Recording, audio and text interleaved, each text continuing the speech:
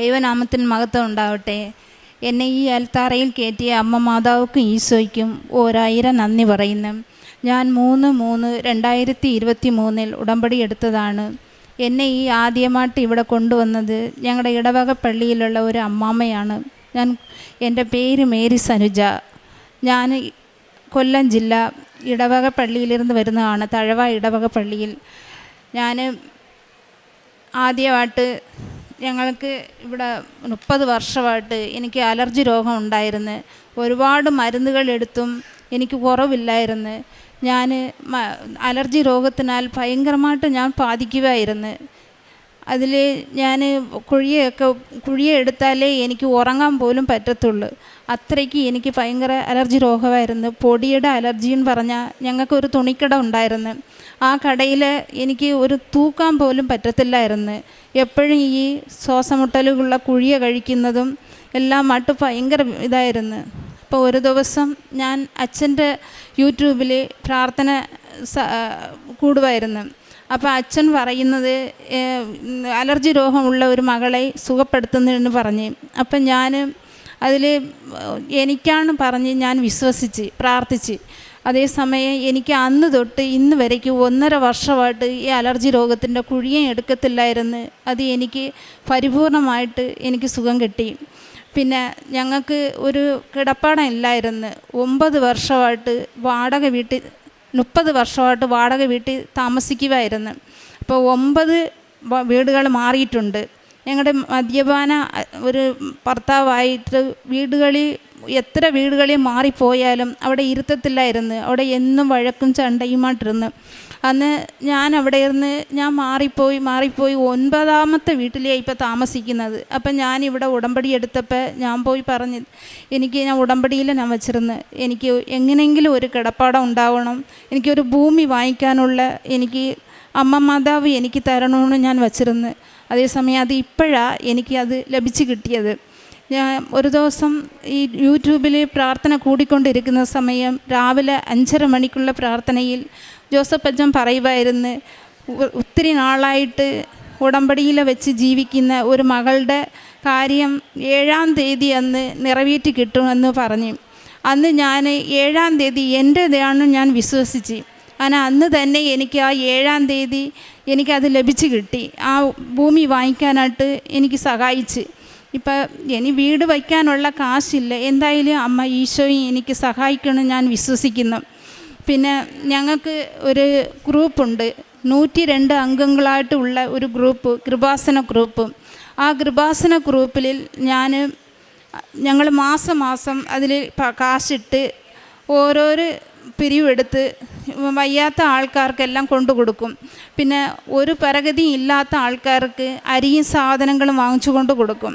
അനാദി മഠത്തുകൾ കൊണ്ട് തുണിയും, ഞങ്ങൾക്ക് ഒരു തുണിക്കട ഉള്ളത് കൊണ്ട് തുണികളും കൊണ്ടു കൊടുക്കും. പിന്നെ കടയിൽ വന്ന് ചോദിക്കുന്ന സമയം എന്നെക്കൊണ്ടാവുന്ന സഹായങ്ങളും തുണികളും എടുത്ത് കൊടുക്കുമായിരുന്നു.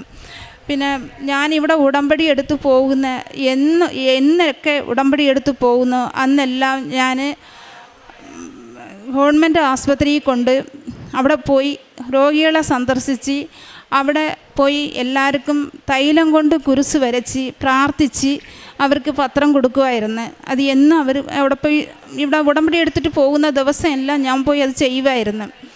പിന്നെ അല്ലാതെ ഞാൻ യൂട്യൂബിൽ എന്നും ചൊവ്വാഴ്ച ഉപവാസം എടുത്ത് ഞാൻ പ്രാർത്ഥന കൂടും. അത് മുടക്കം വയ്ക്കത്തില്ല. രാവിലെയും വൈകിട്ടുമുള്ള പ്രാർത്ഥനയും കൂടും. പിന്നെ അല്ലാതെ ഒരുപാട് ചെറുതും വലുതുമായിട്ട് ഒരുപാട് നന്മകൾ അമ്മ മാതാവും ഈശോയും എനിക്ക് തന്നിട്ടുണ്ട്. രാവിലെ തന്നെ എനിക്ക് കടയിലെ കച്ചവടം ഇല്ല.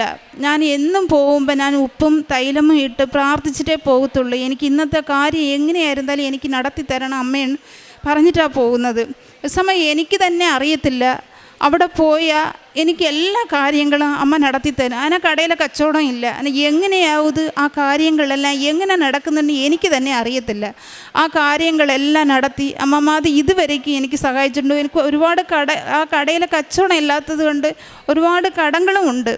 അതേസമയം എനിക്ക് ആ ചിട്ടികളും എല്ലാം കൊടുക്കണമെങ്കിൽ ഒരുപാട് പാടുപെടുന്നു.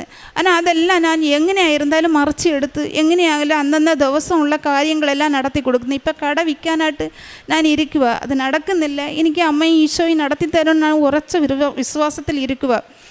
പിന്നെ ഒരുപാട് ഞാൻ രോഗികളെ സന്ദർശിച്ച് കൊടുക്കുന്നുണ്ട്, പിന്നെ അനാഥമഠത്തിൽ കൊണ്ട് കൊടുക്കുന്നുണ്ട്, എല്ലാം ചെയ്യുന്നുണ്ട്. പിന്നെ പരിശുദ്ധ പ്രവർത്തനമായിട്ട് പത്രം വാങ്ങിച്ച് വീടുകളിലും കൊടുക്കും.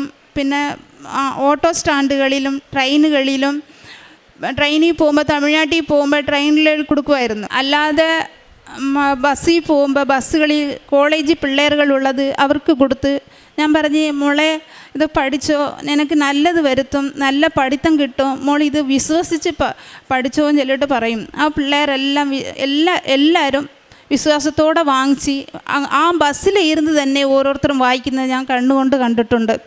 അത്രയ്ക്ക് ഞാൻ ഈ പത്രം ആദ്യമൊക്കെ ഞാൻ ഉടമ്പടി എടുക്കുമ്പോൾ ഇതൊക്കെ കൊടുക്കാൻ എനിക്കൊരു മടി ഉണ്ടായിരുന്നു. ஆனால் ഇപ്പം അങ്ങനെ ഒന്നും ഇല്ല.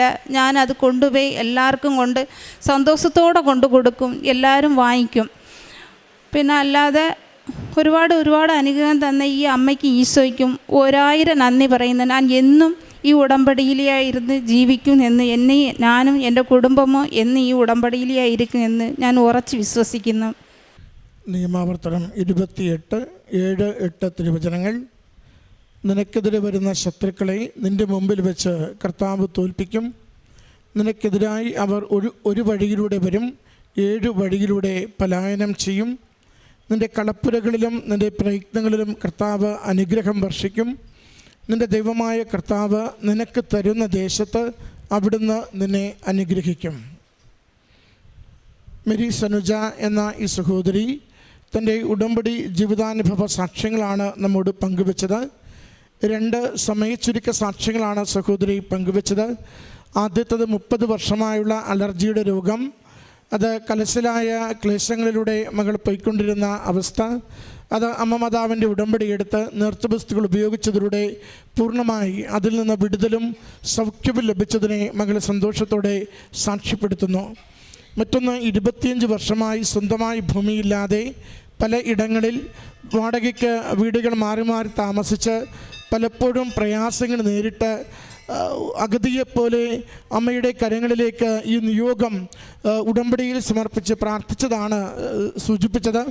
അത് ഉടമ്പടി ധ്യാനം കൂടിക്കൊണ്ടിരിക്കുമ്പോൾ അച്ഛൻ 7 എന്നൊരു തീയതി ഒരക്കം പറയുകയും അത് ഒരു 7-ാം തീയതി അത് 7 സെൻറ്റ് സ്ഥലം വാങ്ങും വിധം അമ്മ മാതാവ് ജീവിതത്തിൻ്റെ ഏറ്റവും വലിയ ഒരു ആഗ്രഹത്തെ, ഒരു സ്വപ്നത്തെ അവിശ്വസിക്കും വിധം, അവിശ്വസനീയമാം വിധം ഈ കുടുംബത്തിന് അനുഗ്രഹിച്ചനുവദിച്ച് നൽകിയതിനെയാണ് സാക്ഷ്യപ്പെടുത്തിയത്. പ്രിയമുള്ളവരെ, ഉടമ്പടി നമ്മളെ ഓരോരുത്തരെയും അമ്മയുടെ കരം പിടിച്ച് ഈശോയിലുള്ള ബന്ധത്തിൽ ആഴപ്പെടുത്തുകയാണ് ചെയ്യുന്നത്.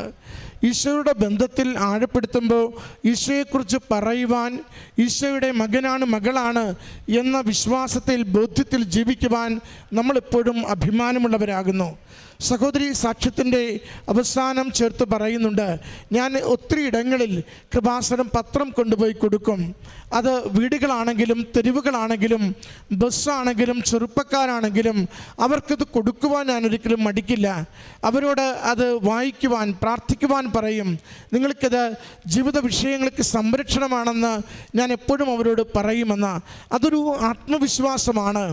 ഞാൻ കണ്ടെത്തിയ എൻ്റെ കർത്താവിനെ മറ്റൊരാൾക്ക് കൈമാറുമ്പോൾ ആ വ്യക്തിയുടെ ജീവിതത്തിൽ ദൈവികമായ ഇടപെടലുകളും അവരുടെ ജീവിത വിഷയങ്ങൾക്ക് പരിഹാരത്തിന് അമ്മ മാതാവ് എനിക്ക് അമ്മയോടുള്ള വിശ്വാസ ബന്ധത്തിൻ്റെ ബലത്തിൽ അവരുടെ ജീവിതത്തെ കൂടി സഹായിക്കുമെന്ന്. അതിനാണ് നമ്മൾ ഉടമ്പടിയിൽ നമ്മൾ പ്രേക്ഷിതരായി അയക്കപ്പെടുന്നു എന്ന് പറയുന്നത്. നാം ഉടമ്പടിയിലൂടെ നമ്മളും ദൈവവുമായിട്ടുള്ള ഒരു ഒറ്റപ്പെട്ട ബന്ധത്തിലേക്കല്ല, മറിച്ച് നമ്മളിലൂടെ അനേകരെ ദൈവിക സംരക്ഷണത്തിലേക്ക്, അനേകരെ നേർവഴിയിലേക്ക്, അനേകരെ വിശ്വാസ ബോധ്യങ്ങളിലേക്ക് കൊണ്ടുവരുവാൻ വേണ്ടിയാണ് നമ്മളെ ഓരോരുത്തരെയും അമ്മ മാതാവ് ക്ഷണിച്ചു കൊണ്ടുവരുന്നത്. അതുകൊണ്ട് ഉടമ്പടി ജീവിതത്തിൻ്റെ അവിഭാജ്യ ഘടകമാണ് പ്രേക്ഷിത പ്രവർത്തനവും കാരുണ്യ പ്രവൃത്തിയും കഴിയുമെന്നത്. കാരണം മറ്റുള്ളവരുടെ മുമ്പിൽ നമ്മളെ തന്നെ ഒന്ന് ചെറുതാക്കുന്ന, എളിമയുടെ പ്രവൃത്തികൾ ചെയ്യുന്ന, നമ്മുടെ സമയം, നമ്മുടെ ആരോഗ്യം, നമ്മുടെ കഴിവ്, നമ്മുടെ സമ്പത്ത് മറ്റുള്ളവർക്ക് വേണ്ടി പങ്കുവയ്ക്കുവാൻ നമ്മളെ നിരന്തരം പ്രചോദിപ്പിക്കുന്നതാണ് ഉടമ്പടിയുടെ കാരുണ്യ പ്രവൃത്തികൾ. നമ്മൾ നമ്മുടെ വീടിന് വേണ്ടിയും നമ്മുടെ പ്രിയപ്പെട്ടവർക്ക് വേണ്ടിയും മാത്രം ജീവിക്കേണ്ടവരല്ല. എളിയവരും കരയുന്നവരും ദരിദ്രരും അനാഥരും അഗതികൾക്കും വേണ്ടി ജീവിതത്തിൻ്റെ ഭാഗം പങ്കുവയ്ക്കുവാൻ നമുക്ക് ഉത്തരവാദിത്വമുണ്ടെന്ന് ഉടമ്പടി എപ്പോഴും നമ്മളെ ഓർമ്മിപ്പിച്ചു കൊണ്ടിരിക്കും.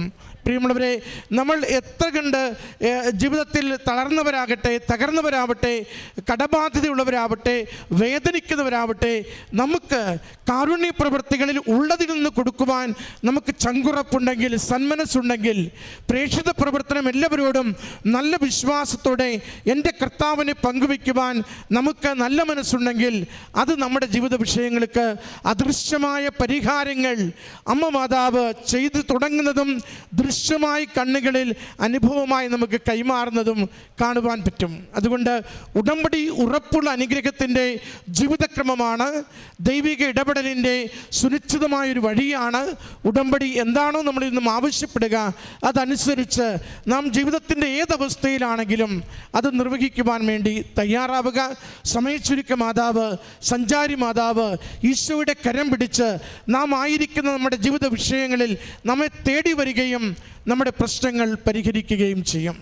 ഈ കുടുംബത്തിന് ലഭിച്ച വിശ്വാസബോധ്യങ്ങൾക്കും ജീവിത അനുഗ്രഹങ്ങൾക്കും അമ്മ മാതാവിനും തിരുക്കുമാരനും നന്ദി പറഞ്ഞുകൊണ്ട് കരങ്ങളടിച്ച് ഈ സാക്ഷ്യം സമർപ്പിക്കാം. അത്യപൂർവ ദൈവാനുഭവങ്ങൾ ഇനി നിങ്ങൾക്കും സ്വന്തം.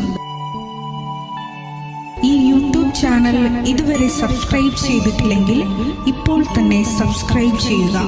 ഈ വീഡിയോ ഇപ്പോൾ തന്നെ നിങ്ങളുടെ സുഹൃത്തുക്കൾക്ക് ഷെയർ ചെയ്തുകൊണ്ട് കർത്താവിൻ്റെ പ്രേക്ഷിതരാകുക.